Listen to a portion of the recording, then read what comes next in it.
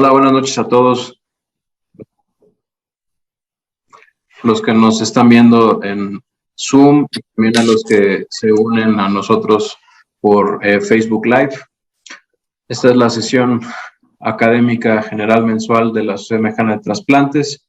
Hoy vamos a tener una discusión acerca de métodos de preservación de órganos de donadores cadavéricos. La primera parte de la presentación la va a hacer el doctor Iván Linares Cervantes. Iván es médico por la Universidad de San Luis Potosí y cirujano por el siglo XXI. Él es especialista en trasplantes abdominales en la Universidad de Cincinnati y tiene una maestría en ciencias, un doctorado en ciencias con una especialización precisamente en máquinas de perfusión normotérmica ex vivo que realizó en la Universidad de Toronto. Él recibió el premio como investigador joven de la Sociedad Internacional de Trasplante Hepático y también es investigador nivel 1 del Sistema Nacional de Investigadores de CONACYT. Actualmente es el responsable del programa de trasplante de páncreas en el Centro Médico Naval y va a ser quien nos haga la primera parte de la presentación. Muchas gracias por estar acá, Iván. Gracias, Daniel, por la presentación. Bueno, vamos a empezar hablando de perfusión ex situ normotérmica como técnica de preservación de órganos. Son los objetivos de la plática. Básicamente vamos a hablar de las limitaciones de la preservación estática hipotérmica, que es la preservación estándar que utilizamos en estos momentos en la mayoría de los países. Estudios experimentales con perfusión hepática ex situ normotérmica, estudios clínicos con la máquina de perfusión y por último la evaluación objetiva de la viabilidad hepática durante la perfusión y previo al trasplante. La demanda, pues, bueno, lo que ha llevado al desarrollo de nuevas técnicas y nuevas estrategias es que obviamente la demanda por trasplantes hepáticos excede la oferta de los mismos. Estos son estadísticas de Estados Unidos, en la cual podemos ver el número de pacientes en la lista de espera y como la cantidad excede la demanda. Esto básicamente, pues bueno, son los resultados de los trasplantes a 3 años en los candidatos a lista de espera. Pueden ver cómo hay un porcentaje todavía alto en la lista de espera, casi alcanza el 20%. Esos son los que quedan en lista de espera, pero también los que, junto con los que mueren, alcanzan casi el 30% de los pacientes, o sea que no alcanzan a trasplantarse. Continuamos con gráficas de igual la demanda excedida por la oferta, excediendo la oferta. Estos son los trasplantes, estos son el porcentaje de hígados que son recuperados para trasplante y que no se puede trasplantar.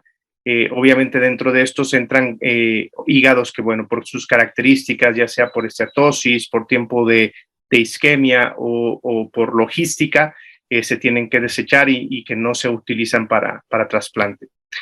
En México, pues tenemos una situación parecida. Este es el número de receptores en lista de espera.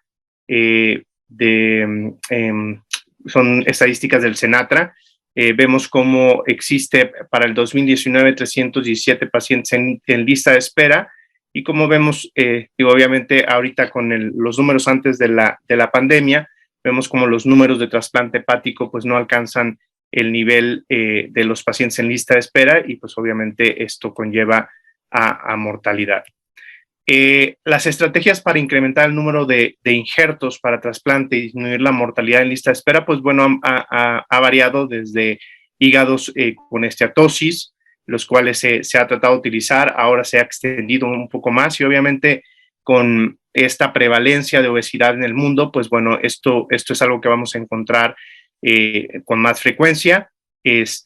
Incrementar la edad de los donadores, obviamente es otra de las estrategias, los donadores de muerte circulatoria y obviamente una preservación, órganos con una preservación más prolongada. La preservación en general pues no ha sufrido muchos cambios. La preservación estática hipotérmica, el objetivo de esta pues era disminuir el metabolismo al descender la temperatura, minimizar el edema, prevenir acidosis y disminuir la producción de radicales libres durante la preservación del órgano. Esto, pues como les comento, no ha habido un cambio grande desde la salida del UW en 1989.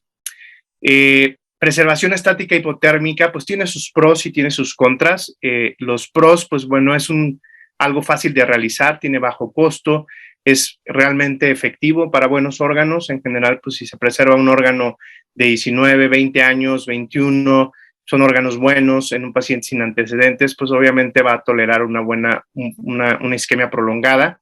Los contras, pues bueno, es que la progresión del daño continúa, aunque está disminuida, pero continúa. No hay forma de evaluar el hígado durante ese tiempo de preservación.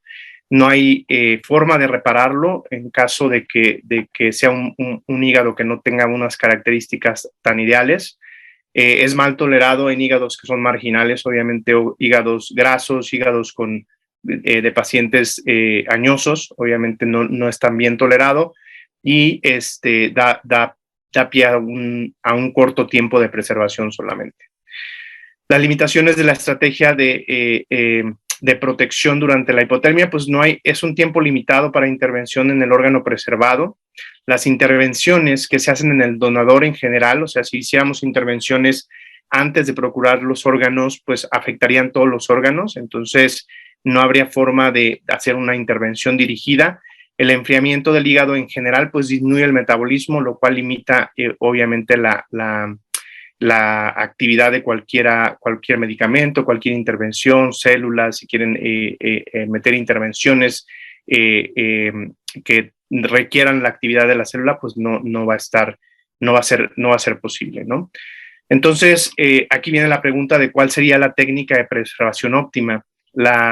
Pues en general diríamos que una técnica de preservación óptima podría ser una que permita obviamente una preservación prolongada, que haga de una cirugía de urgencia una cirugía programada, no daño durante la preservación, que cuando procuramos el hígado en el donador se mantenga así hasta que trasplantamos el hígado, o inclusive que mejore la evaluación objetiva durante la preservación. Entonces procuramos el órgano y tenemos la posibilidad de durante la preservación evaluarlo y decidir si este es adecuado para uno u otro paciente, que permita intervenciones durante preservación y el mejoramiento del órgano, ¿sí? Si tenemos, pues, en mente, pues, que se puede desarrollar que ese órgano, pues, no sea rechazado, pues, esta es una intervención, varias intervenciones que podrían mejorar un órgano, una infección por hepatitis C, cosas que vamos a platicar un poquito más adelante en la plática.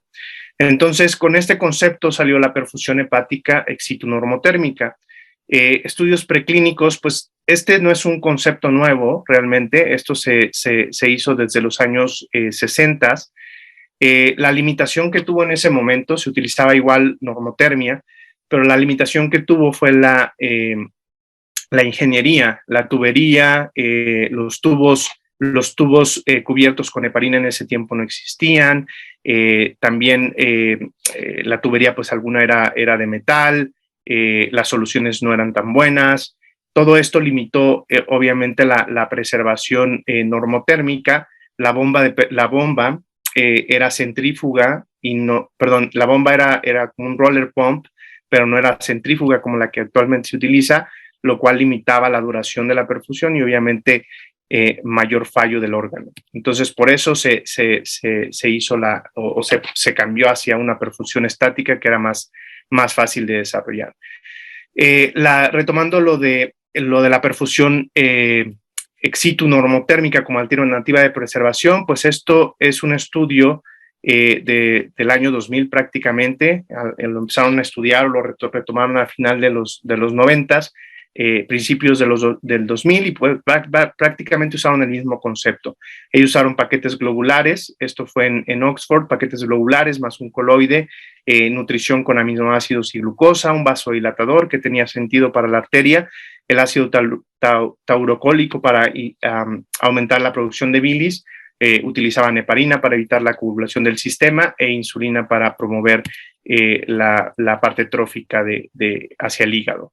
Empezaron con modelos porcinos de donación de muerte circulatoria, aquí 45 minutos más 20 horas de de preservación estática hipotérmica comparado con 45 minutos de isquemia caliente, más 1 hora de preservación estática hipotérmica, más 20 horas de perfusión normotérmica. Y básicamente esos son los primeros resultados experimentales que vimos de esta nueva generación, en donde vimos que obviamente los resultados post-trasplante en el brazo normotérmico, pues pueden ver cómo el daño por isquemia reperfusión es significativamente más bajo. La sobrevida en estos animales, que era un modelo porcino, pues obviamente estaba aumentada en el modelo normotérmico. Y pues bueno, esto llevó a intentar algunas otras estrategias. En este pueden ver la comparación de 60 minutos de isquemia caliente, perfusión normotérmica contra 4 horas de preservación estática hipotérmica, más posteriormente la perfusión normotérmica. Y solo este cambio de agregar un poco de hipotermia, pues como pueden ver, contra normotermia solamente, como pueden ver, aumentaba los niveles de ALT y AST posterior al trasplante.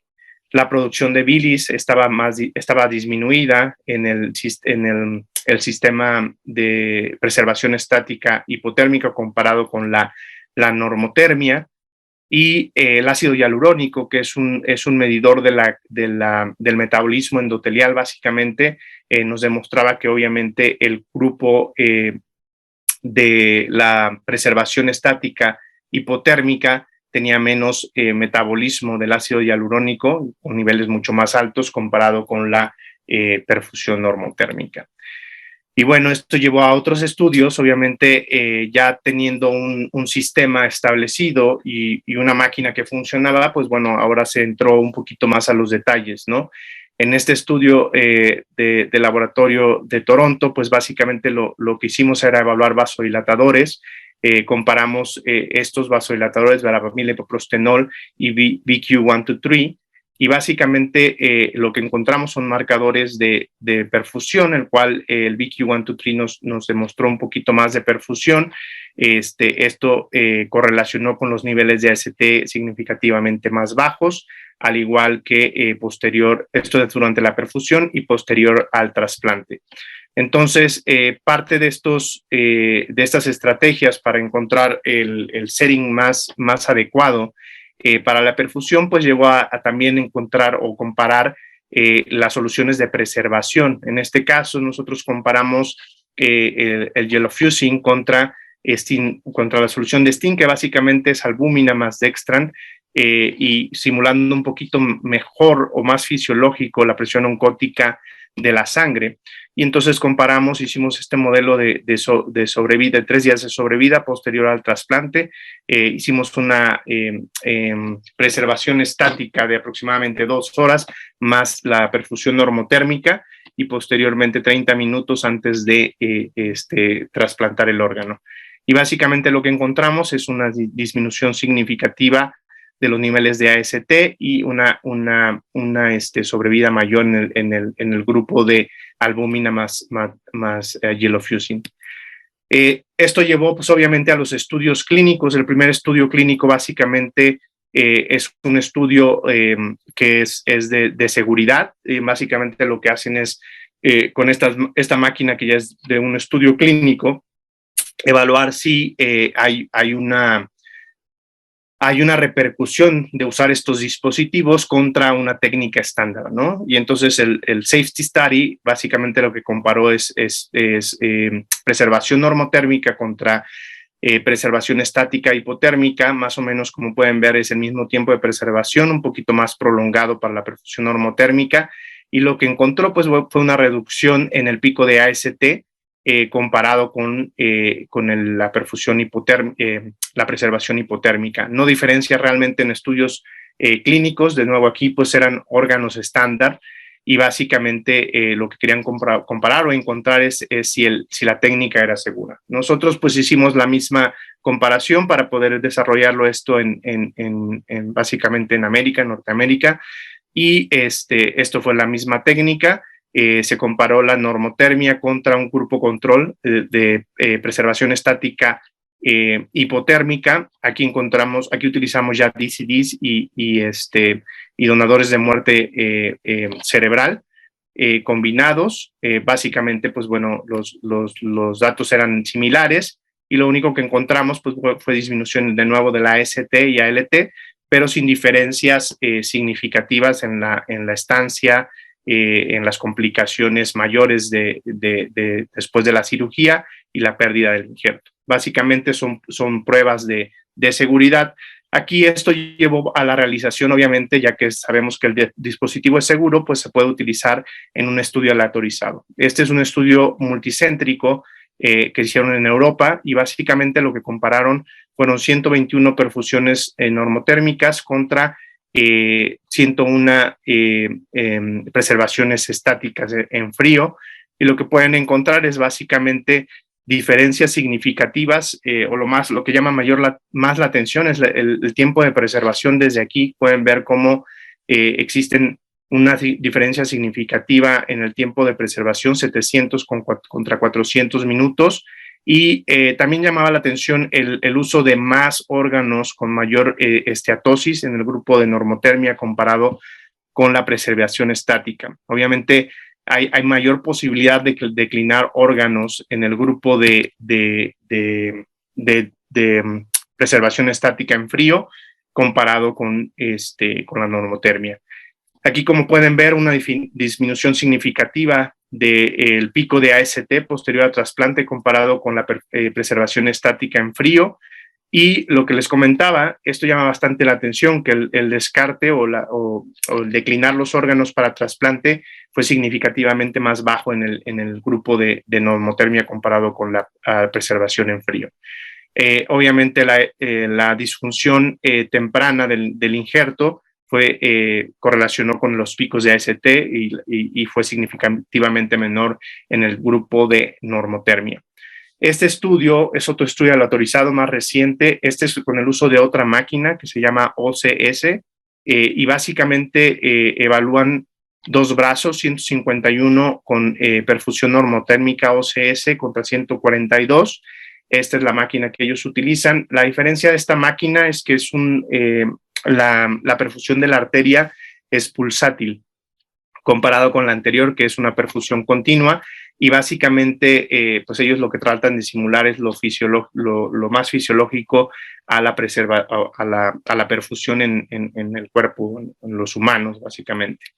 Ellos, pues bueno, aquí nada más la traje para que vieran que no hay diferencias entre los grupos, y básicamente sus resultados lo que demostraron o lo que evaluaron como eventos primarios es la incidencia de la disfunción temprana del injerto, y como pueden ver hay una diferencia significativa, una reducción significativa en el grupo de perfusión contra el control, que era de nuevo una preservación estática en frío. Igualmente encontraron diferencias significativas en lo que midieron como inflamación en las tomas histológicas. Y lo más interesante que quizás no demostró el estudio anterior, el estudio que vimos en la máquina de perfusión anterior, es una reducción significativa en las complicaciones isquémicas de la vía biliar. Esto es en el uso de órganos con muerte circulatoria, que son los que tienen mayor incidencia de estos casos, y es donde se ha visto un gran beneficio de la perfusión normotérmica. Y básicamente aquí, pues bueno, lo que compara es la sobrevida del injerto. Obviamente compara que la incidencia de disfunción primaria del injerto tiene una repercusión a largo plazo en la sobrevida, y hay una reducción obviamente hay una reducción en la incidencia de fallo del injerto comparado con los pacientes que no desarrollan, con los que no desarrollan disfunción temprana del injerto. También encontraron algunas diferencias en la estancia postoperatoria en la terapia intensiva y la estancia en el hospital en general. Ahora, ¿cuál es el límite de este tipo de preservación? Pues bueno, hay varios intentos de empujar un poquito más esta preservación. Aquí vemos este paper de del Reino Unido o de Inglaterra, en el cual utilizaron un DCD con 1 hora 49 minutos después del retiro de soporte hasta la muerte cardíaca, lo cual es una isquemia bien prolongada. Esta es la perfusión normotérmica, lactato, que es uno de los marcadores más utilizados en estos momentos para ver si se puede utilizar el órgano o no. Sabemos que el metabolismo se lleva a cabo en el hígado. Como pueden ver, a la hora 30 ya aclaró el lactato y pues bueno, se trasplanta este órgano sin evidencia de síndrome de posreperfusión con un pico de 1200 de ALT y a 15 meses de seguimiento, la función hepática y renal normal, no datos de colangiopatía isquémica. De nuevo aquí, 57 años, DCD, 2 horas 30 minutos de isquemia, se perfunde por 2 horas 12 minutos con estos parámetros, igualmente el lactato aclarado a los 80 minutos con un pico de ALT post-trasplante de 1100, alta a los 8 días y a 6 meses de seguimiento, la función renal y hepática normal, no hay colangiopatía isquémica.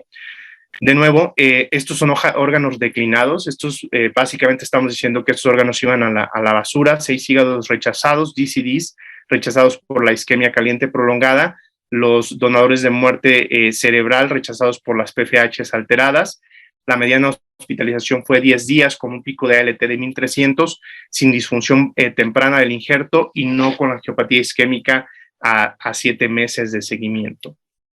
Esta es otra comparación y básicamente evalúan 12 hígados, 9 DCDs y 3 de muerte cerebral.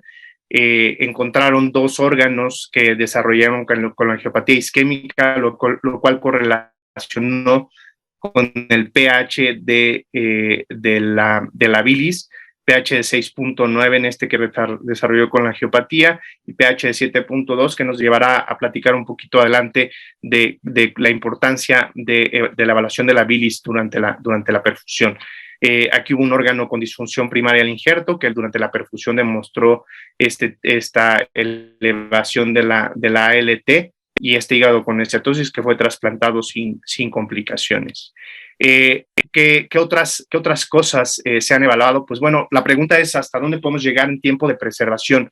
Quizás una de las preguntas es de si se puede lograr que esta cirugía que es de urgencia y que nos toma tanta prisa en hacer el trasplante y buscar al receptor y el receptor más adecuado y utilizar órganos quizás solamente con los pacientes que están cercanos por el temor de que haya más isquemia, pues bueno, ese temor de logística quizás pueda ser mejorado con este tipo de preservación. Aquí demuestran en una preservación de un hígado porcino de 48 horas que fue trasplantado posteriormente con buena sobrevida. Y pues bueno, este era para probar el concepto. Estamos hablando de órganos que pues son sanos completamente en un modelo experimental, pero bueno, parece ser que ya se pudo llevar a la clínica. Aquí el grupo de Pierre Clavien perfundió este órgano por 3 días con la máquina de perfusión normotérmica y fue trasplantado con éxito. El paciente ha sido seguido por 12 meses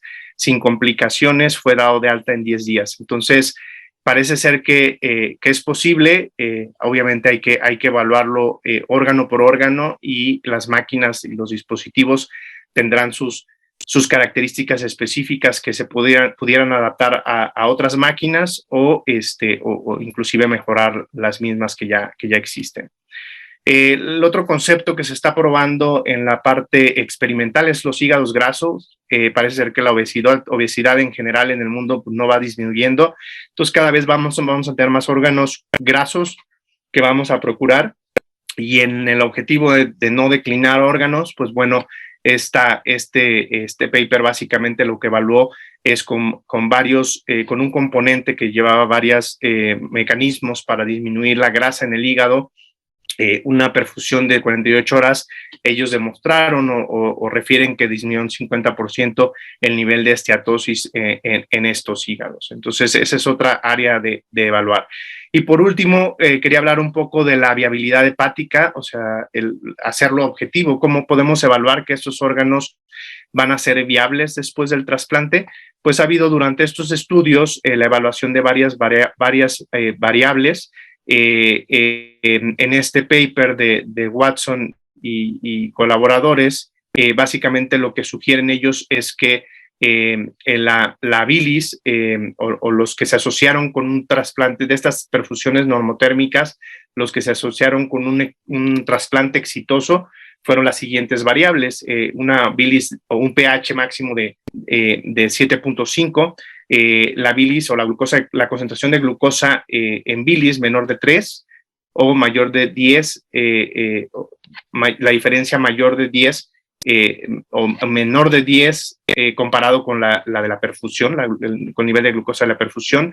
También capaces de mantener un pH mayor de 7.2, sin mucha suplementación de bicarbonato. La caída de glucosa, que básicamente pues habla del consumo de glucosa y de que no haya como tal una glucogenólisis en el hígado. El pico de lactato o la caída de 4.4 milimoles por litro por kilogramo por hora, ellos lo hicieron bastante específico, y una LT menor de 6,000 a las 2 horas de isquemia.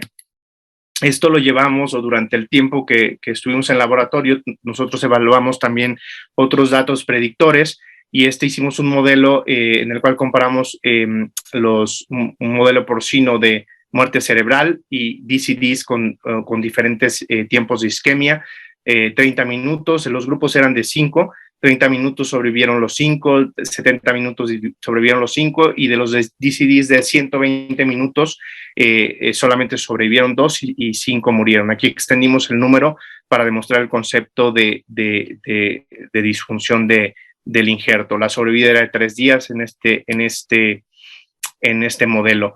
Y básicamente lo que encontramos es, de nuevo, se demostró que el lactato es uno de los parámetros que demuestran correlación con el nivel de daño, disminución significativa o diferencia significativa en los niveles de lactato a la cuarta hora en los donadores de muerte cerebral comparados con los DCDs, al igual que el nivel de urea.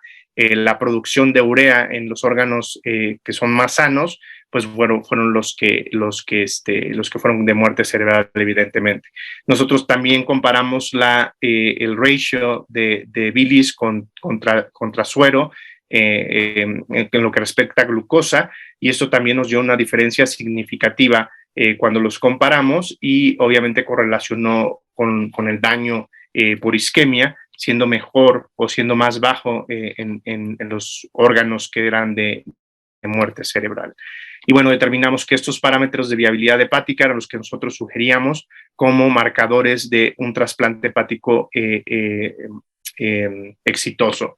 La resistencia, disminución de la resistencia por debajo de los 3 milímetros de mercurio desde la primera hora de perfusión, el aclarado de lactato por abajo de 1 para la segunda hora, la producción de urea, que era 15 veces mayor con respecto al baseline en 4 horas de perfusión, y la caída de los niveles de glucosa después de un incremento progresivo en las primeras 4 horas. Nosotros también evaluamos la histología del colangiocito, y básicamente comparamos estos parámetros que son parámetros de actividad del colangiocito, de metabolismo activo del colangiocito, y esto, por ejemplo, el ratio de glucosa entre bilis y el perfusate de menos de 0.5 para la segunda hora correlacionó con datos de daño mínimo en los colangiocitos, al igual que el nivel del sodio, el ratio del sodio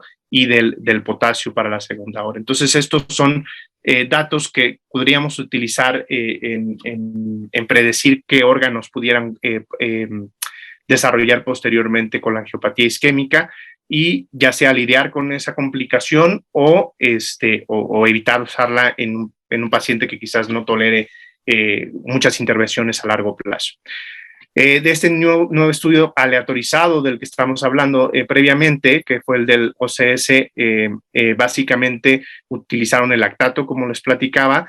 Para la primera hora, pues ya veían una disminución del lactato significativa, como les comentaba, correlaciona con la parte experimental. Para la primera hora ya anda por un nivel de 1, pero ellos tomaban en cuenta básicamente un nivel por debajo de 2.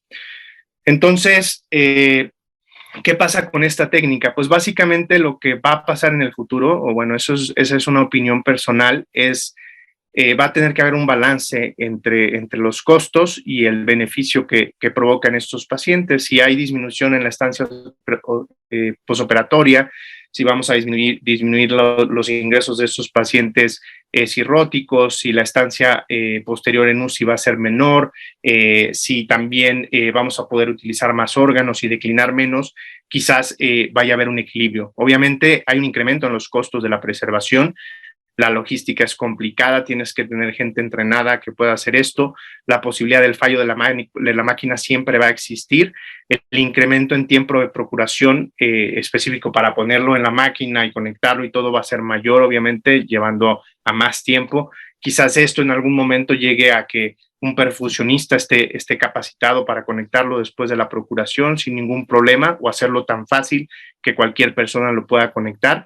Pero bueno, hay muchas ventajas: menor isquemia fría, extensión de la preservación, evaluación objetiva del injerto, potencial para la reparación y la disminución en daño por reperfusión. Es importante saber que tenemos varias opciones en este momento en el mercado. Estas son las que actualmente se están utilizando para perfusión normotérmica, además de otras que se están desarrollando. Hay algunas que están hechas en casa o porque son solamente para traer a casa. Básicamente, de las que yo sé, Cleveland Clinic tiene una en casa y básicamente trae los órganos, los perfunde en casa y los trasplanta.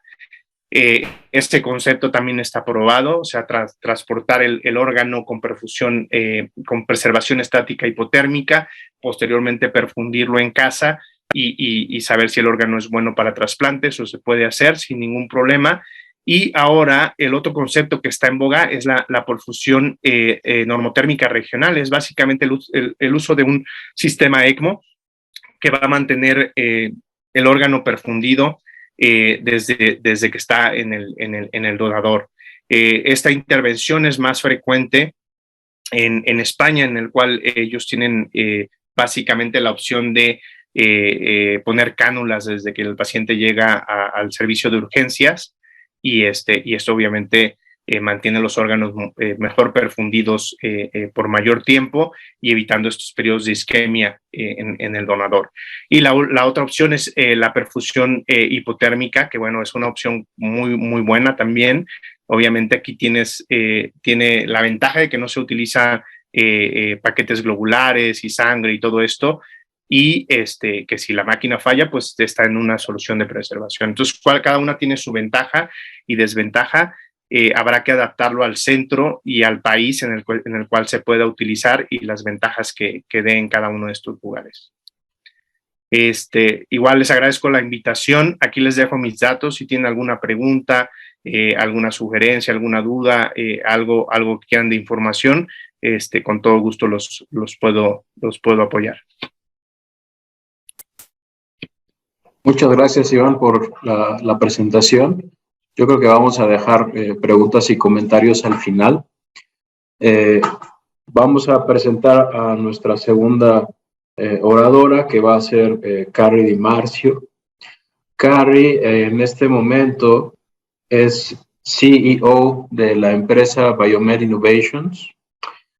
Ella está trabajando en esta empresa desde el 2015, primero como COO, o como jefa de operativa, y ahora es la jefa ejecutiva, ¿no? Desde julio del 2020.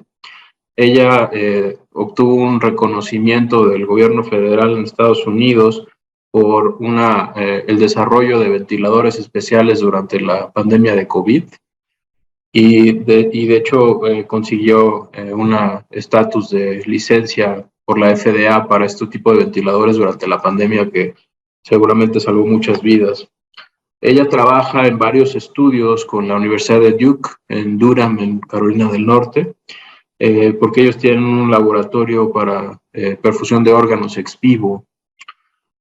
También es CEO de otra empresa que se llama Industrial Hard Carbon, y en esta empresa desarrolla equipo de ingeniería biomédica precisamente para el desarrollo de instrumentos médicos para perfusión in vivo y ex vivo.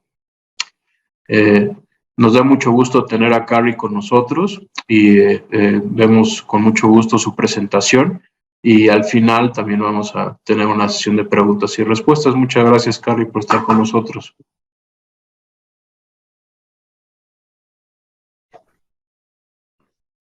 Thank you, Daniel. Very nice. It's very much a pleasure to be here and join you all. Let me get the presentation going.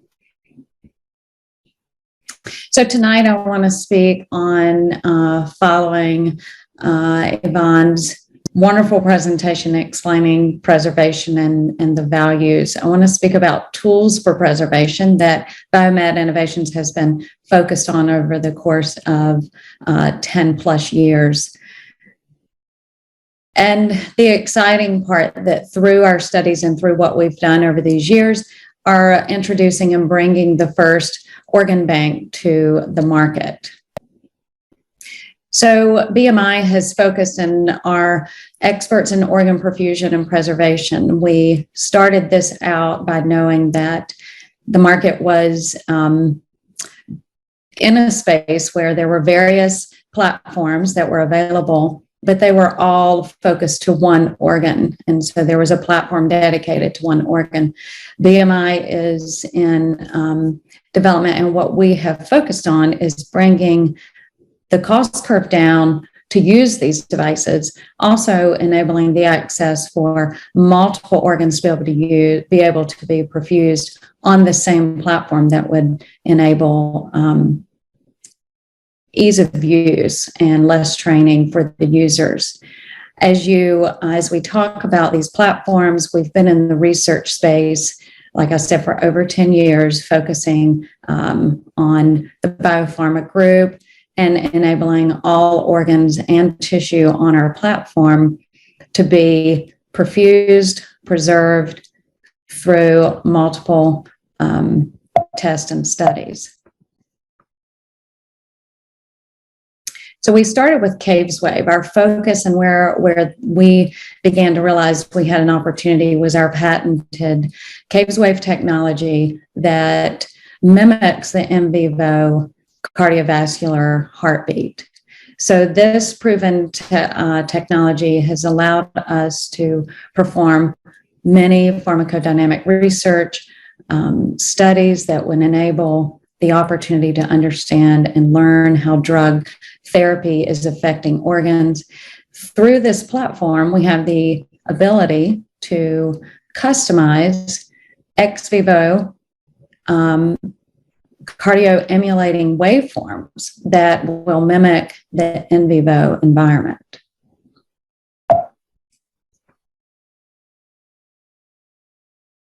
Here just a fun example of showing how the blood was reperfused back into what is a multivisceral graft on the CavesWave platform, where we had intestines and livers, and we reperfused it back with blood.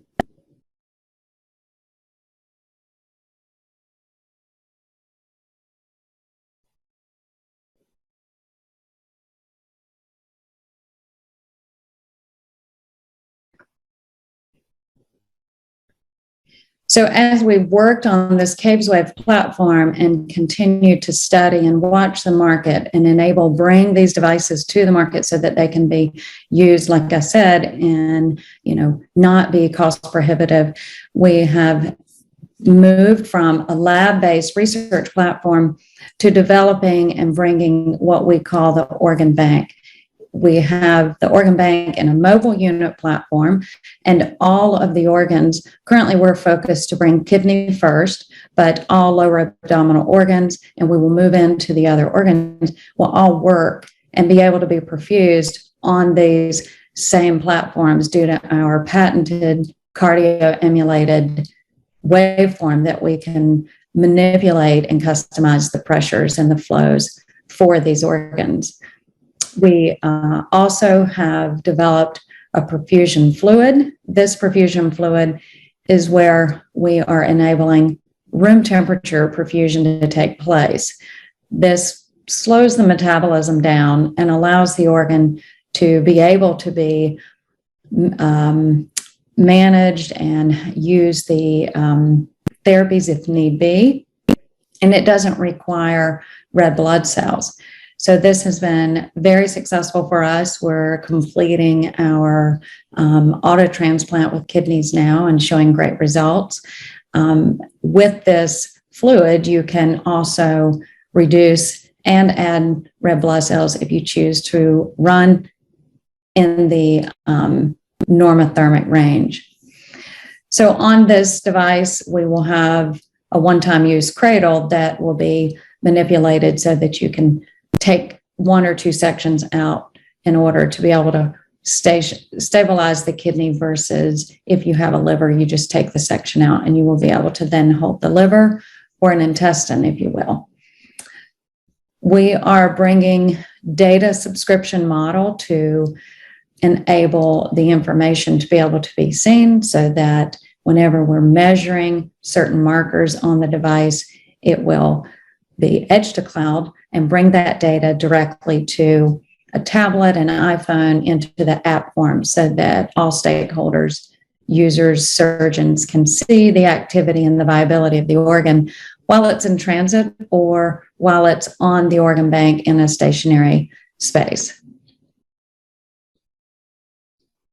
Here you can see that preclinical trials on the pump enabled this kidney that would have been discarded to clean up in 5 minutes, 24 hours. We then reperfused and ran it over to 27 hours with blood.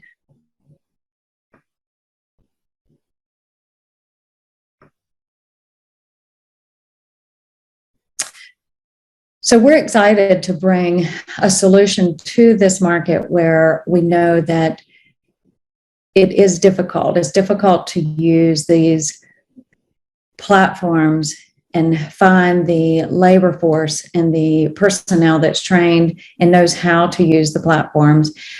We find in our labs that sometimes causes it to be prohibitive from being able to use it, as well as cost. So bringing the organ bank will transform patient experience, and our goal is to generate opportunities for all organs to be able to be used on the pump, so that we can minimize the ischemic damage that takes place on ice, as well as be able to prepare, plan, schedule for surgeries, and not have as many discarded organs. The real-time tracking, we believe, is going to enable the coast-to-coast capabilities and the ability for better decision-making.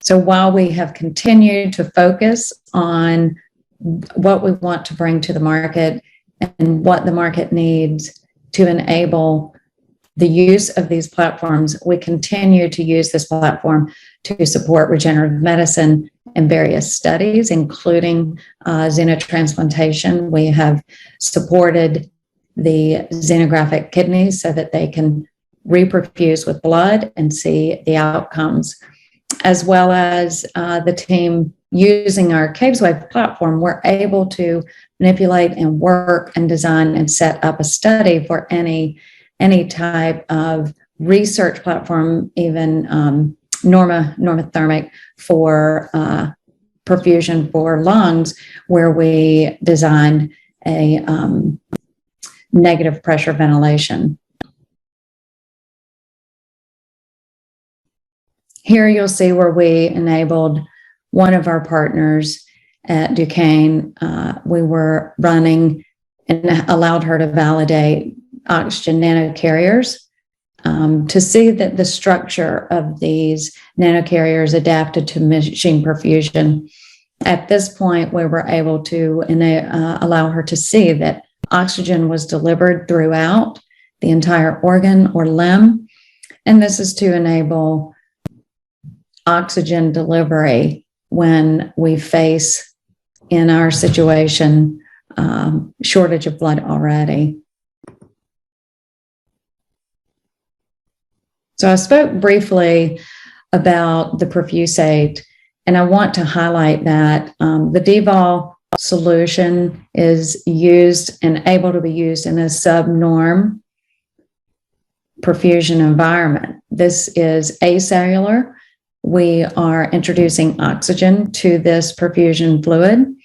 And if you need or wanted to go further, you could add red blood cells to this same solution and be able to run it normothermic. Our years on CavesWave has enabled us to work with many labs. We've had years of successful research testing with animals and human. In this picture, you can see us, we're in the DeVol lab, and we're working with a group to study drug therapies on lungs.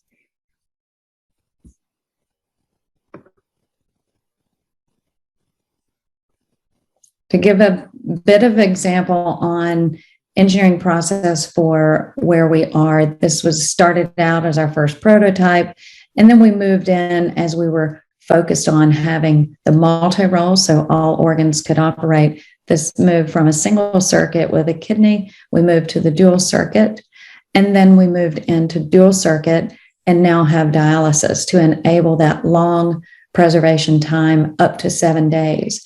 This will enable more use of a lot of the donor organs.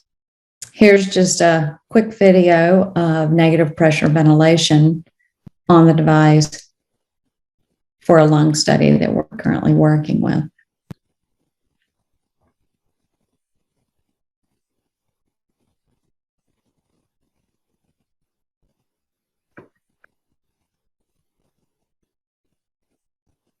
Our partners in this space have been extremely valuable to us.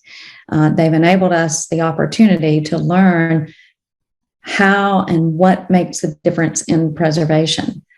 Working with these groups has allowed us to work and touch many different tissues and understand how each of these organs can all be operated, perfused, and preserved on one single platform in an automated manner with controls and software that will meet the pressures and the flows and the pulse waveforms that each tissue needs while it is ex vivo.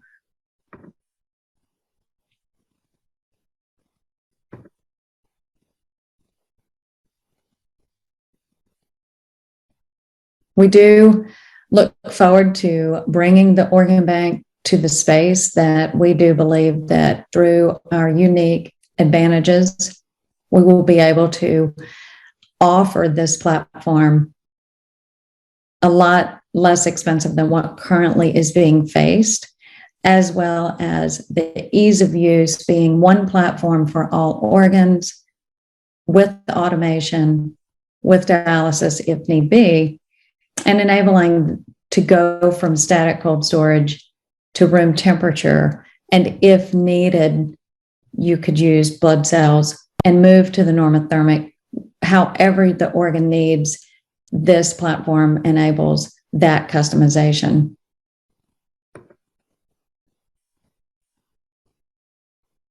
Thank you so much for your attention. I appreciate you allowing me to share the tools that we're bringing. And if you have any questions, I'm happy to be on with Yvonne as well and answer any questions you may have.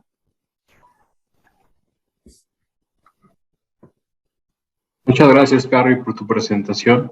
Estuvo muy bonita. Y la verdad es que el dispositivo parece muy prometedor. El particular que combina varios órganos con una sola bomba, creo que esa es una idea bastante novedosa y seguramente eso va a ayudar a reducir los costos bastante. Quisiera abrir primero diciendo que nos mandan saludos de diferentes ciudades y países, de Puerto Vallarta, Jalisco, de la misma Ciudad de México y de Cuenca, en Ecuador, que estás con nosotros, Fede Santa Cruz. Le quiero dar la palabra a nuestra presidenta, la doctora Mara Medeiros, si quiere comenzar la ronda de preguntas y comentarios, por favor. Muchas gracias. No, pues realmente a mí me parece que este es un tema que es importantísimo, pues para la actividad de trasplantes, ¿no? Digo, y hay tejidos que son más delicados que otros. Y bueno, pues yo recuerdo cuando era residente que comenzábamos haciendo las soluciones de perfusión en casa, ¿no? Y cómo ha ido cambiando estos. Realmente, pues muy bueno, ¿no? A mí me gustaría saber cuándo saldrán este tipo de este dispositivo que nos mostró Carrie, cuándo estará disponible en el mercado y como cuánto cuesta.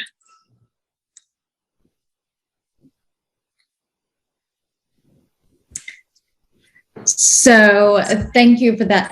So right now, and actually I was looking at Mexico's certification and how that may look, that may expedite use for you.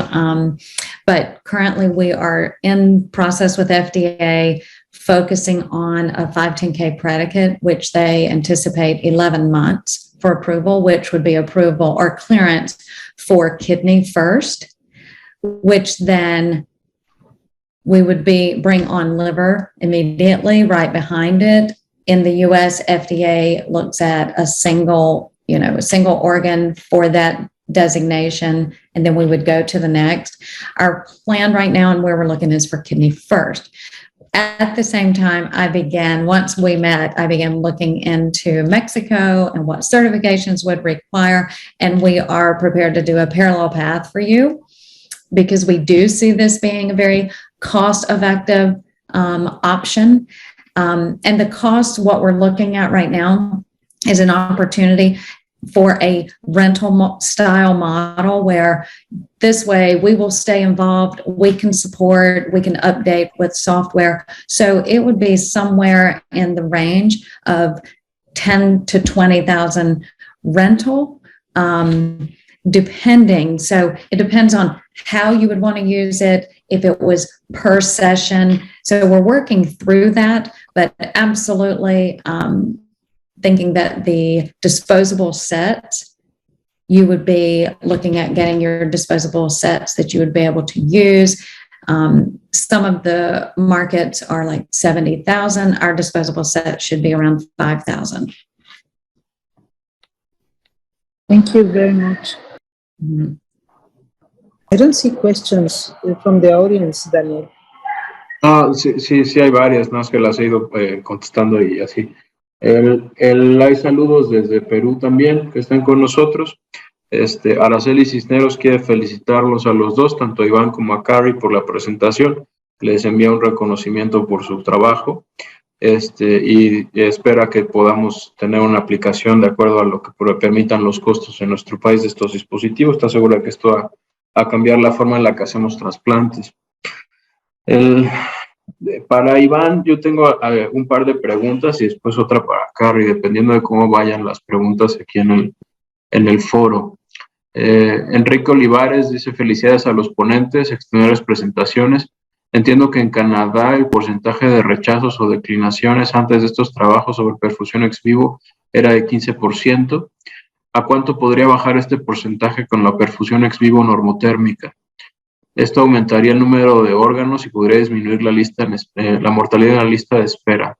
Nos escribes de León, Guanajuato. No sé si le quieres contestar tú, Iván, que estuviste entrenando en Canadá. Sí, gracias, Daniel. Sí, pues básicamente sobre el mismo concepto. En Canadá la que se está utilizando actualmente, de la que yo tengo conocimiento, es la máquina que se utiliza de Oxford. Y los resultados, al menos los que tuvimos hasta antes de que yo terminara mi doctorado, hicimos aproximadamente, el total fueron 32 perfusiones y declinamos 2 órganos nada más. Entonces eso llevaría como a un 10%. Entonces sí, digo, es un estudio muy chiquito, pero sí comparado con el porcentaje que se declinan en general, pues sí sería pues un poco menos, sería verlo en estudios más grandes.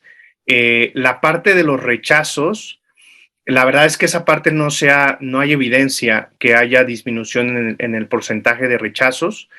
Lo que sí se ha relacionado un poco con mayor incidencia de rechazo es el daño por isquemia reperfusión. Entonces, en teoría, podría haber resultados que mejoraran, pero actualmente en ninguno de los estudios aleatorizados se ha estudiado primero, o sea, como un evento principal, y no se ha reportado como que haya una disminución en el porcentaje de rechazos.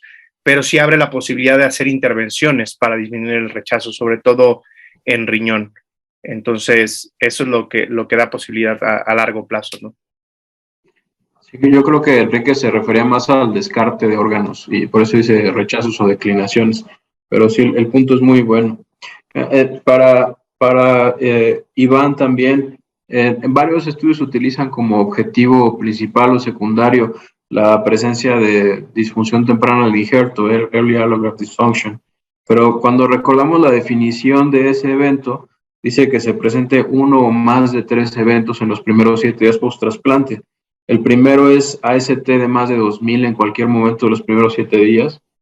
El segundo es bilirrubinas de más de 10 en el día 7 o INR más de 1.6 en el día 7. La verdad es que esa definición ha sido bastante criticada porque tener más de 2000 de AST después de un trasplante hepático pues no es algo infrecuente, ¿no? Entonces eso podría pues sesgar el que haya pues un exceso de peso de esa definición sobre lo que sabemos que hace la bomba, que pues es reducir este daño isquemia reperfusión y tener niveles más bajos de transaminasas. ¿Qué opinas al respecto de utilizar esa definición como punto primario o secundario para estos estudios? Sí, ¿qué crees? Que esa parte ha sido, y esa es una pregunta siempre en todos los congresos donde se hablaba de perfusión, esa era una pregunta muy frecuente en el aspecto de que la mayor diferencia que veías, sobre todo bioquímica, era este nivel de AST, el cambio de AST a LT. Y ahora, si ves en este último paper que publicaron, el aleatorizado, básicamente lo que trataron de correlacionar era la pérdida del injerto a largo plazo, cómo esto correlacionaba con la pérdida del injerto. Entonces, en teoría sabemos que la isquemia reperfusión puede tener como más daño al principio. La verdad es que no hay estudios, pero no hay muchísimos estudios que correlacionen el early allograft dysfunction con la sobrevida del injerto. Entonces, están buscando parámetros que realmente puedan explicar el uso de esta máquina. Creo que sí es útil en el aspecto de correlación clínica, pero me parece que la parte más importante va a ser parámetros clínicos, ¿no? Como la estancia postoperatoria, la estancia en la terapia intensiva, que realmente eso es lo que va a repercutir a largo plazo. Esto de la diferencia en la sobrevida del injerto correlacionando con early allograft dysfunction, la verdad es que hay estudios a favor y en contra, no hay algo definitivo en esto, y yo me iría más con la parte clínica, cuánto nos reduce las estancias. Muchas gracias. El doctor Martín Iglesias quiere felicitarlos a los dos y particularmente a Carrie. Dice que pues, es muy importante que hagamos sinergia la parte clínica con esta parte de la industria para poder tener mayor beneficio a los pacientes y hacer avanzar el campo de trasplantes. Y felicita a la doctora Mara por organizar esta plática. El doctor Mariano Hernández está muy contento con la plática y tiene una pregunta para Carrie que es bastante específica. Si quieres, lo que quiere saber acerca del contenido presente en la solución que ustedes diseñaron en la solución para perfusión y en específico si esta contiene perfluorocarbonos. Ahí, Alma, si nos puedes ayudar con la traducción, por favor.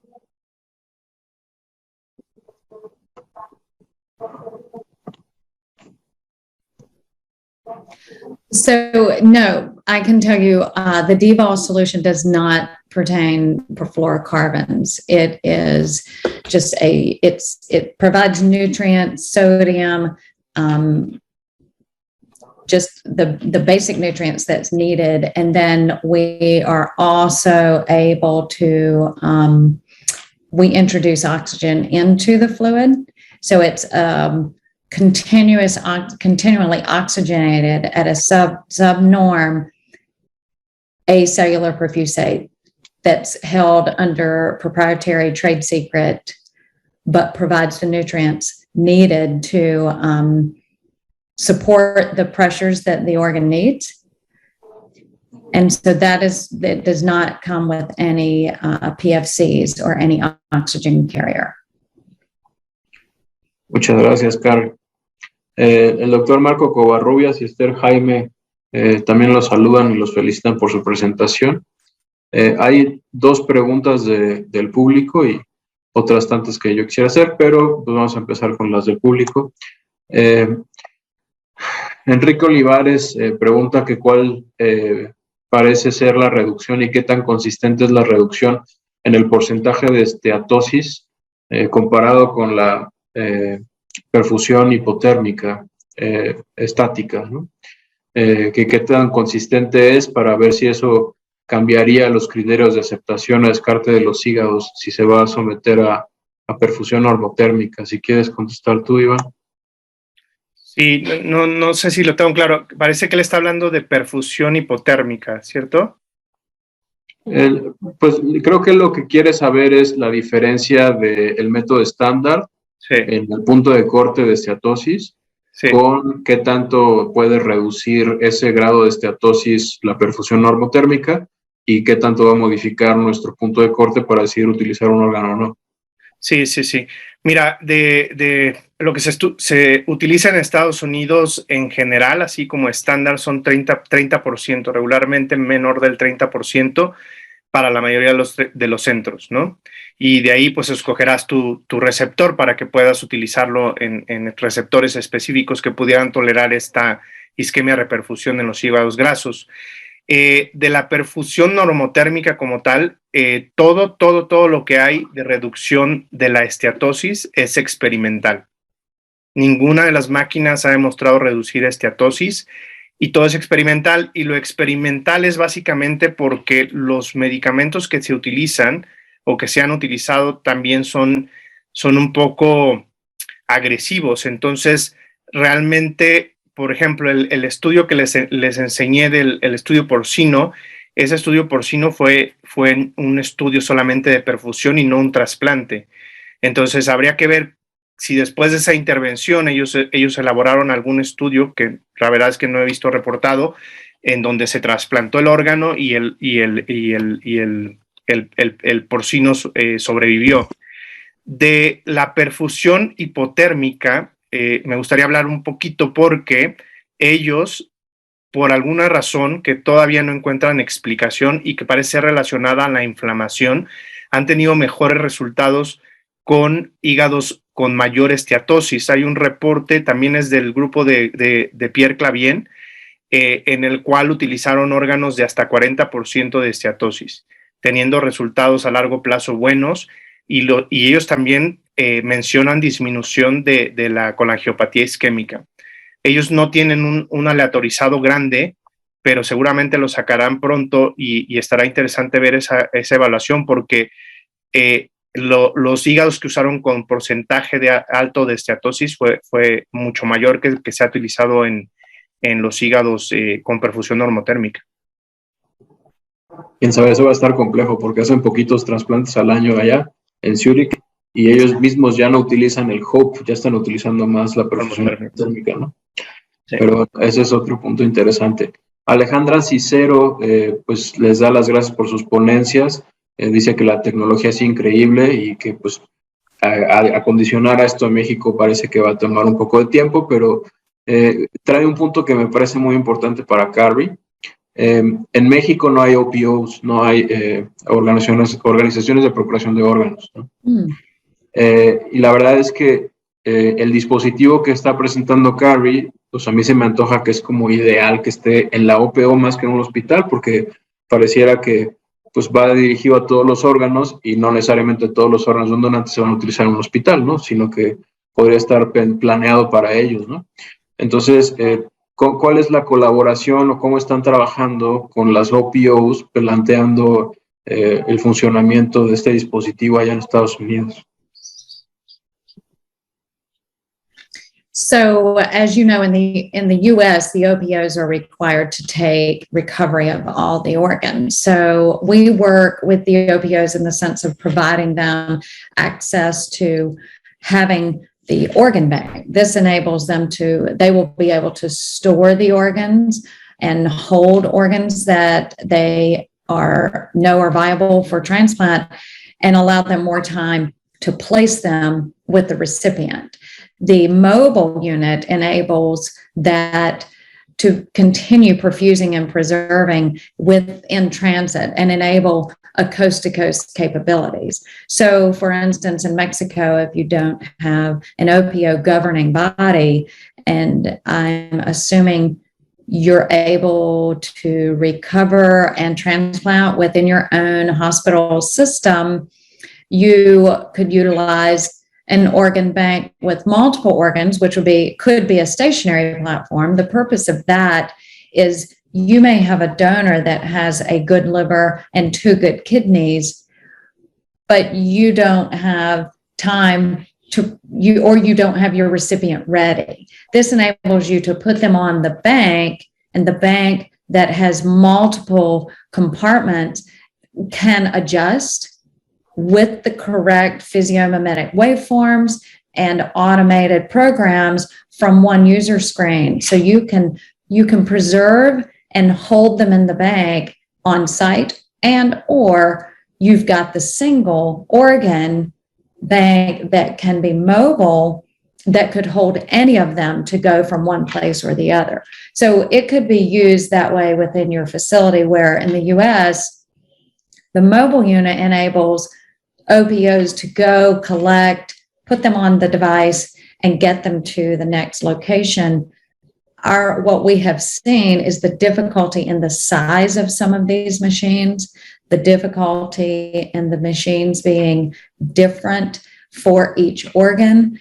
It causes labor and skill and perfusionist to be a much heavier requirement, as opposed to having one platform that when you're trained on it, the only difference is pressing the button for liver, or the flow that's automated and the perfusion for kidney, or the perfusion for intestines. So really, our goal is to simplify these platforms, because truthfully, you just really need to know how to plumb in the organ and connect them. And we want to make it really simple and easy. Connect them and press a button, and that's automated. And if you choose to stay at some norm, you can. If you choose to go longer, you want to add cells, there is a ratio for the devolved fluid, and you can perfuse longer. Or if a surgeon wanted to add therapies to recover in some manner, you may choose to be at normothermic and add cells. So there's just this simplicity of user friendliness, as well as remote access and controllability, that we are excited to bring, and hence we called it the organ bank. It's a place where everybody, can put. It's not stuck to one organ. You can put any of them on the same platform. So that's the plan. That's how we use it in the US. We're governed by OPOs, but it sounds like that is great information. I'm excited to hear that. We can make it work within your hospital, because it's such a universal fluid and platform. Muchas gracias, Carol. La verdad es que algo de lo que a mí me impresionó en mi maestría en donación allá es que en las OPOs básicamente no hay médicos. O sea, el personal que hay en la OPO pues no tiene el entrenamiento de un cirujano y demás. Entonces, el que lo hagan tan user-friendly como tú dices, la verdad es que va a facilitar que las OPOs hagan cargo de toda esta parte de la perfusión. Eso está muy padre. Y creo que en México, que hay muchos coordinadores de procuración, que no necesariamente son cirujanos tampoco, que no tienen experiencia de laboratorio, el que tengan un equipo user-friendly pues va a ser una ventaja muy grande, porque entonces podrían transportar los órganos de forma mucho más independiente, ¿no? Creo que está muy padre. Muchas gracias. El doctor Olivares felicita a Carrie por su presentación y por las imágenes. Está muy impresionado con los pulmones que estaban ventilando, y quisiera saber acerca de las presiones negativas que se utilizan para la máquina. No sé si pudieras comentar un poquito de eso, Carla. I can speak to the technology. Are you asking about the? Él quiere saber el rango de presiones.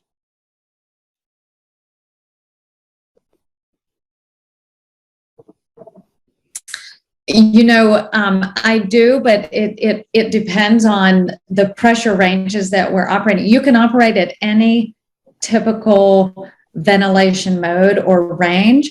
It really depends on what, you know, as negative pressure, it's the same. You're still setting your PIP and PEEP the same, so you don't want to overpressurize. Negative pressure, our ranges is going to depend on the size of the lung or the overall cardiac output that you want to offer to the lung based on the weight of the animal. All of our studies have been on porcine models to date. I hope that answers your question. I know that all of our pressure ranges have been different per animal because of the size, but what I can tell you is that the negative pressure ventilation pressures offer customized just like any positive pressure ventilation would. You can set your PIPs, your PEEPs, and your I to E ratios the same and your breaths per minute. Does that help? Sí, yo creo que esa era su pregunta. Quería saber cómo se manejaban los parámetros del ventilador y básicamente es igual que un ventilador en humanos. Yo creo que esa es una buena respuesta. El doctor Fernando Villegas los felicita por sus pláticas, dice que son pláticas magistrales y nosotros estamos de acuerdo con él. Yo le quisiera hacer una pregunta a los dos y si no hay más preguntas, pues le daría la oportunidad a la doctora Mara de cerrar. La pregunta evidentemente es como el tema número uno, que es la parte económica, ¿no? O sea, Karen nos dijo, la máquina cuesta $70,000 y los consumibles $5,000. Cuando lo ponemos así, pues son algo extraordinariamente costoso, pero incluso los consumibles ni siquiera son tanto, ¿no? Entonces, lo que yo quisiera hacer es dos reflexiones y después escuchar sus comentarios. La primera es, cuando se utiliza el robot para la cirugía mínimamente invasiva asistida por robot, en realidad la inversión inicial del robot pues deja de considerarse en los estudios costo-beneficio, ¿no? Entonces, yo consideraría que pues la inversión inicial de la máquina pues va a ser como la entrada A, y los estudios costo-beneficio pues involucrarían más el uso de los consumibles, que la verdad es que el precio pareciera bastante accesible. Y el segundo comentario, antes de escucharlos a ustedes, sería, o sea, una parte importante sí es el costo de entrada, pero, o sea, ¿hay algún estudio económico en alguno de los estudios realizados o hay alguna proyección acerca de cuánto se ahorrará utilizando este equipo? O sea, porque una cosa es la inversión inicial en el equipo y los consumibles, pero pues si el paciente tiene menos lesión isquemia reperfusión, seguramente va a estar intubado menos tiempo, va a estar en terapia intensiva menos tiempo, puede tener hospitalizaciones más cortas y eso va a ahorrar dinero, sin mencionar el hecho de que pues básicamente se va a permitir hacer más trasplantes. Entonces, pacientes van a estar menos tiempo en la lista de espera y por lo tanto van a tener menos gastos y menor mortalidad. Entonces, en el aspecto económico, pues quisiera con mis dos comentarios, pues escuchar qué es lo que Iván tendría que decir primero, si prefieren, y después Carrie. Sí, de la parte de la perfusión normotérmica, no, que a mi conocimiento no hay un estudio publicado específicamente en ese tema, pero sí están estudiando aspectos que van relacionados a ese tema. Por ejemplo, el uso de la disfunción primaria del injerto, por ejemplo, están estudiando la incidencia de esto y la necesidad de utilizar hemodiálisis después del trasplante renal, en lo que respecta a lo renal, ¿no? Esto, pues, al ser reducido, pues disminuía los costos de estancia hospitalaria, además del uso de hemodiálisis posterior al trasplante, ¿no? Que en ocasiones sabemos que llevan sesiones inclusive hasta de un mes posterior al trasplante. En la parte de hígado, lo que les comentaba, que era básicamente relacionado a la estancia hospitalaria después del trasplante y cómo esta va a ser reducida por tener un hígado de mejor calidad, que va a tener menor complicación, ¿no? Menor disfunción renal, menor complicaciones en general mayores en un paciente trasplantado de hígado. Pero no conozco un estudio que haya reportado específicamente el costo-beneficio, y sí estoy de acuerdo con lo de los consumibles, que creo que es algo aplicable al menos en México. Y la otra parte que es aplicable en México es el desarrollo de una máquina en casa. A lo mejor no el dispositivo, pero sí una máquina en casa que, como les comento, se pueda procurar el órgano y perfundir en casa para ver las características. Básicamente el modelo que está utilizando Cleveland, que podría ser más desarrollado en países como México y el resto de Latinoamérica. Karen, no sé si quisieras contestar ahora. Sure. So that is one of the key things that we've looked at, is the cost, and understanding that cost is prohibitive in these devices. So we are projecting out 2 models, and we haven't really decided, and because we haven't entered into the commercial market, we're in the research market fully at this time.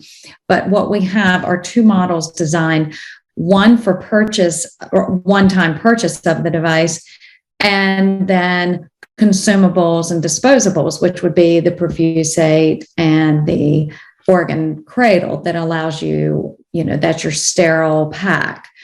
So there's 2 models that we have watched and seen, because oftentimes capital is not put into equipment in transplant centers, but OPOs may find value in a capital outlay into these devices. And we feel that our device, being a multi-role platform, makes sense for that capital outlay.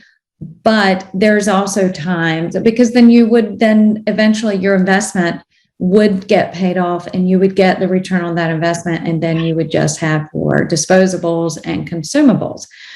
We also understand that some don't want that. They want more the Xerox copier mindset or platform, where you are just paying a monthly fee, but it comes with full service, and you've got that access to understand user friendliness, or if something goes wrong, you don't want to fix it. You just want to make a call, and we switch the devices out.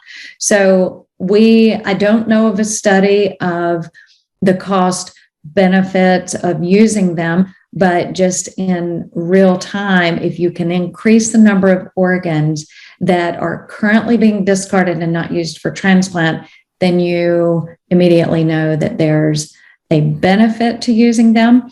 And then you speak on the side of delayed graft function, for instance, with kidneys. In our current auto transplant model, we compared a control of static cold storage against a subnorm at room temp acellular perfusion on the machine over 24 hours.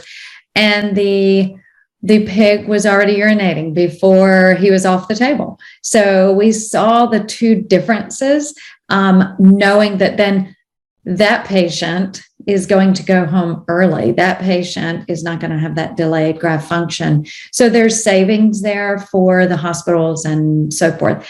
But as far as, do we know exactly what they are? No, but I have some interns. I may put them on that so I can share that data. Ok, suena bien. Daniel, Mándame. ¿puedo hacer una pregunta a Carrie? Yo creo que aprovechando que está aquí, Carrie, tengo de hecho 2 preguntas. Una es si han intentado perfundir, sabemos de estudios muy ya de mucho tiempo, desde que STARS intentó perfundir órganos, que el páncreas tiene un beneficio hacia el hígado en la cuestión trófica y todo esto. Han intentado hacer perfusiones de hígado en las cuales incluyan el intestino, pero que el perfusate vaya y regrese al hígado, o sea, que estén interconectados los sistemas y que hayan tenido resultados mejores cuando hacen eso, o tienen alguna proyección con esto?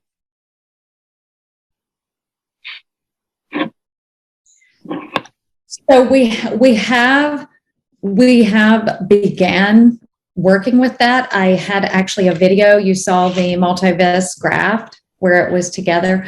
We started a study, and this is interesting. We worked with Lawrence Livermore National Lab during the COVID days, where they contracted with us and wanted to see if potentially we could offer oxygenation into the blood through the intestine tract while COVID was causing so much damage to the lungs, and it was damaging to use the ventilation.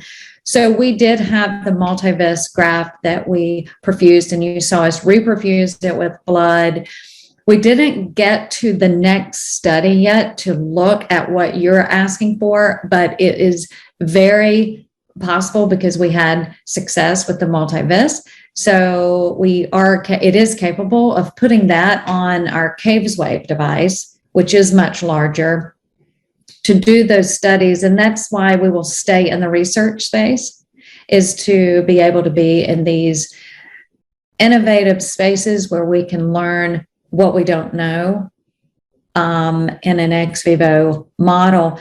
That's how we've started in these large platforms. For instance, we currently have had success with intestines alone, and that's a very difficult organ that cannot handle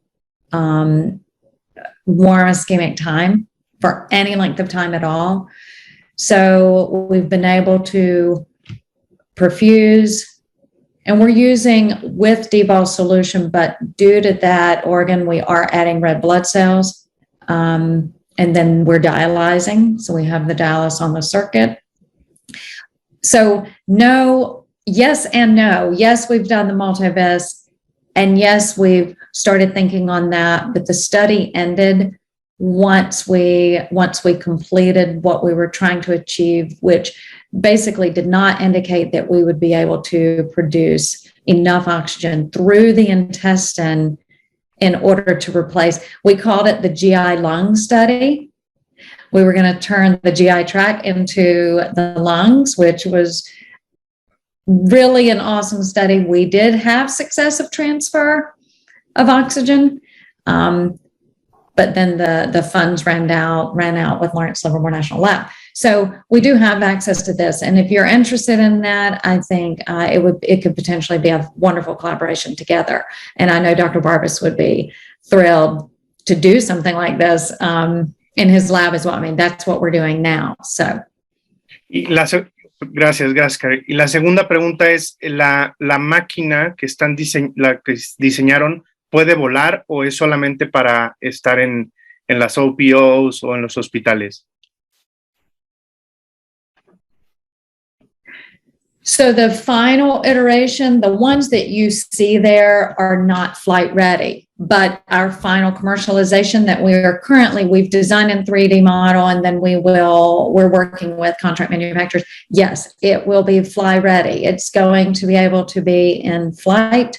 And a smaller, we've just continued, as you can see, to go smaller and smaller. We're going to move it to smaller platform on a scissor lift type, so that, and the whole goal is to have everything that's expensive be stationary and not have to be disposable. So all the sensors will be on the outer walls. That capsule will go in, everything else goes under the plane.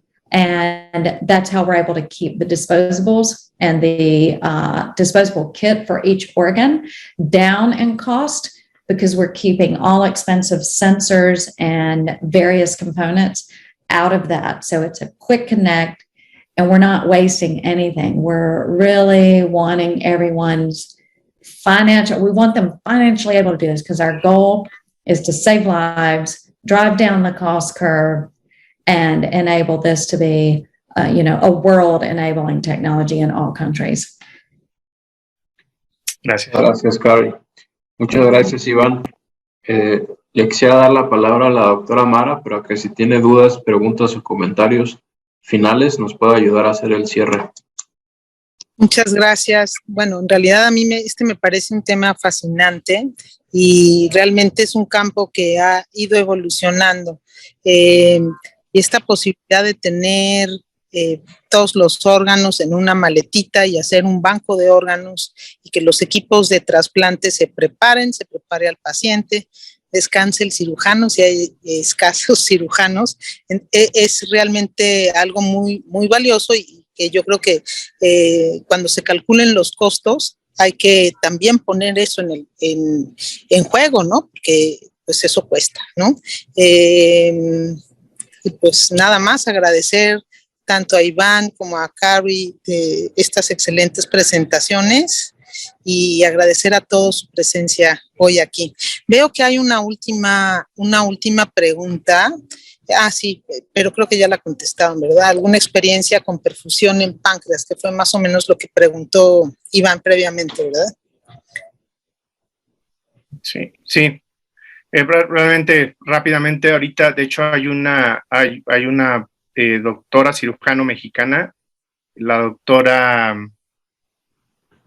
Catherine, a lo mejor la conocen muchos de ustedes. Ella está trabajando en el mismo laboratorio donde yo estaba, en Toronto, y ella está a cargo del proyecto de páncreas, de perfusión. Entonces, quizás más adelante ya nos pueda mostrar un poco de resultados, pero no hay mucho de páncreas todavía.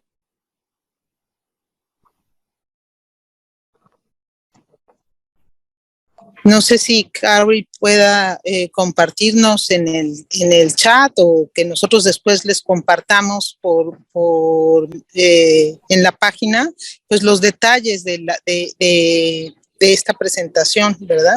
Y se puede ver la repetición en Facebook y en YouTube. Muchísimas gracias.